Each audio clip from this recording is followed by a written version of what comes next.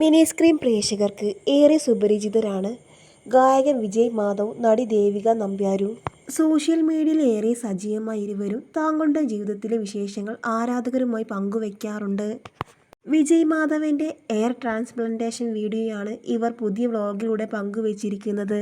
12 വർഷം മുൻപേ ഇക്കാര്യം പ്ലാൻ ചെയ്യുന്നതാണ്. പക്ഷേ ഇതുവരെ അക്കാര്യം സാധിച്ചില്ല. എന്നാൽ ഇപ്പോഴാണ് അത് നടക്കുന്നത് എന്ന് വിജയ് മാധവൻ പറയുന്നു. ജീവിതത്തിൽ ആദ്യമായാണ് ഒരു സർജറിക്ക് വിധേയയാകുന്നതെന്നും താരം പറയുന്നുണ്ട്. ഒന്ന് പരീക്ഷിക്കാമെന്നും വിചാരിച്ചതായി ദേവികയും പറയുന്നുണ്ട്. മൊട്ടത്തലയ, കഷണ്ടി തുടങ്ങിയ വിളികൾ അവസാനിക്കാൻ പോകുന്നു എന്ന് പറഞ്ഞുകൊണ്ടാണ് വിജയ് വ്ലോഗ് ആരംഭിച്ചത്.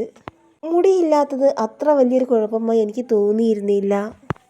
എൻ്റെ സുഹൃത്തും ഗായകനുമായ അരുൺ ഗോപൻ എയർ ട്രാൻസ്പ്ലാന്റേഷൻ ചെയ്തത് ഞാൻ കണ്ടു. അത് വളരെ നന്നായിട്ടുണ്ടായിരുന്നു. എയർ ട്രാൻസ്പ്ലാന്റ് സഫാരി എന്നൊരു ചാനൽ യൂട്യൂബിലുണ്ട്.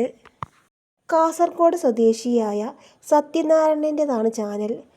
അദ്ദേഹം ഇതുമായി ബന്ധപ്പെട്ട് ഒരുപാട് വീഡിയോ ചെയ്തിട്ടുണ്ട് എന്നും വിജയ് മാധവൻ പറയുന്നു.